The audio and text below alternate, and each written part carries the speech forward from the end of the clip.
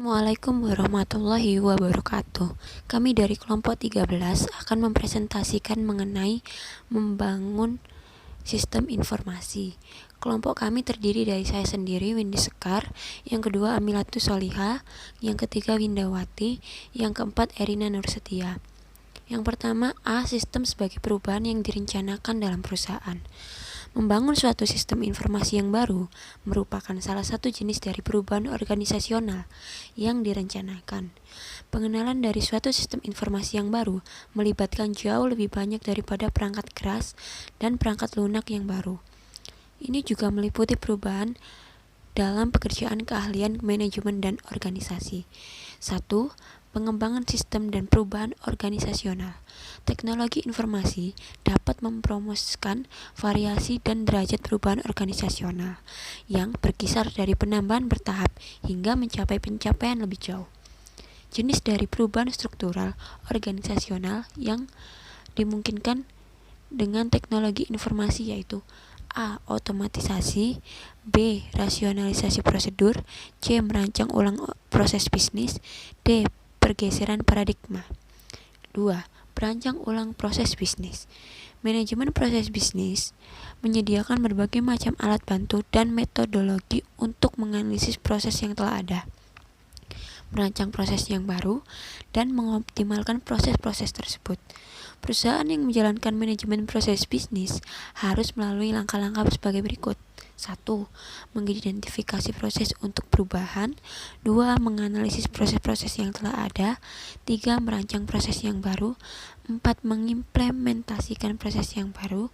5. Pengukuran yang terus-menerus. 3. Alat bantu bagi manajemen proses bisnis. Lebih dari 100% perangkat lunak yang menyediakan alat bantu aspek BPM yang bervariasi meliputi IBM, Oracle, dan TIBCO. Alat bantu tersebut membantu bisnis dalam mengidentifikasi dan mendokumentasikan proses yang memerlukan peningkatan, menciptakan model untuk meningkatkan proses, menangkap dan menegakkan aturan bisnis untuk menjalankan proses dan mengintegrasikan sistem-sistem yang telah ada untuk mendukung proses yang baru atau yang dirancang ulang.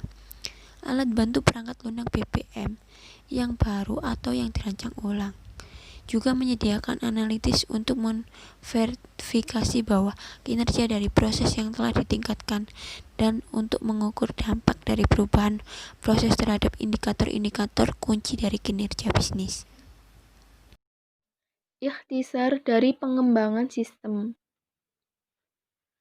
Aktivitas-aktivitas yang masuk ke dalam menghasilkan suatu pemecahan sistem informasi terhadap permasalahan atau peluang organisasional dinamakan pengembangan sistem. Pengembangan sistem merupakan jenis permasalahan yang terstruktur yang dipecahkan dengan aktivitas-aktivitas yang berbeda. Aktivitas tersebut terdiri atas analisis sistem, desain sistem, pemrograman, pengujian, konversi, serta produksi dan pemeliharaan. 1. Analisis sistem.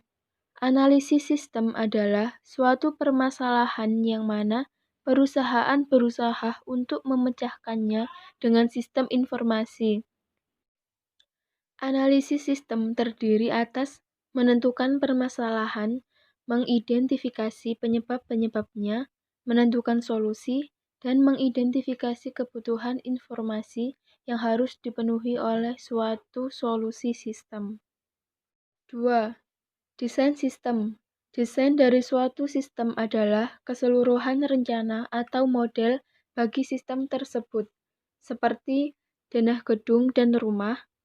Ini terdiri atas semua spesifikasi yang memberikan bentuk dan struktur dari sistem tersebut.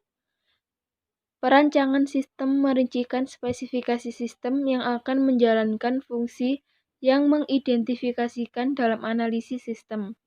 Spesifikasi-spesifikasi tersebut akan menangani semua komponen manajerial, organisasional, dan teknologikal dari solusi sistem. 3.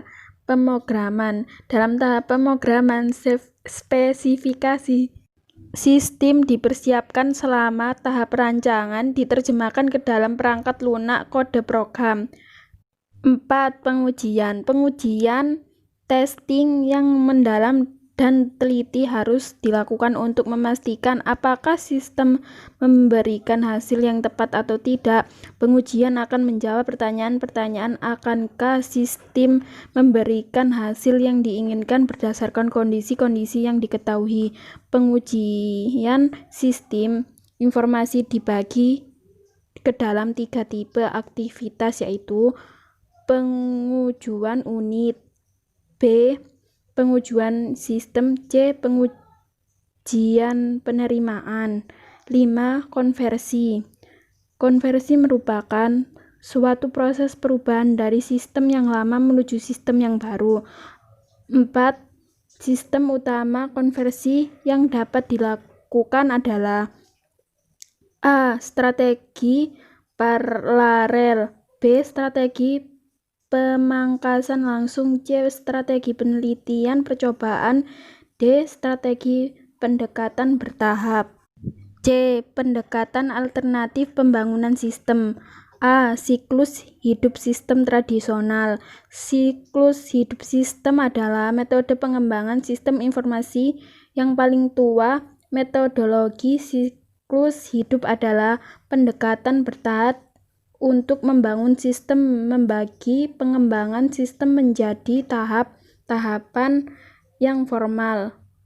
Para spesialis sistem mempunyai pendapatan berbeda tentang bagaimana bagi tahapan pengembangan sistem, tetapi mereka bersesuai dengan tahapan pengembangan sistem yang baru saja dijelaskan. B. Membuat prototipe. Prototipe terdiri dari membangun suatu percobaan dengan cepat bagi para pengguna akhir untuk melakukan evaluasi dengan berinteraksi dengan para pengguna yang dapat memperoleh gagasan yang lebih baik mengenai kebutuhan informasi mereka. Prototipe didukung oleh pengguna yang dapat digunakan sebagai contoh untuk menciptakan semifinal. Pengembangan oleh pengguna akhir. Beberapa jenis informasi dapat dikembangkan oleh pengguna akhir dengan sedikit bantuan formal dari spesialis teknis atau bahkan tidak sama sekali. Fenomena ini disebut pengembangan oleh pengguna akhir. Rangkaian perangkat lunak yang dapat dikategorikan sebagai bahasa generasi keempat membuat hal ini mungkin dilakukan. Bahasa generasi keempat adalah perangkat lunak yang dapat membuat pengguna akhir dapat membuat laporan dan mengembangkan aplikasi perangkat lunak dengan sedikit bantuan teknis atau tidak sama sekali. Pengembangan aplikasi untuk perusahaan digital. Dalam perusahaan digital, organisasi perlu untuk menambahkan, mengubah, dan menghentikan kemampuan teknologi mereka dengan sangat cepat.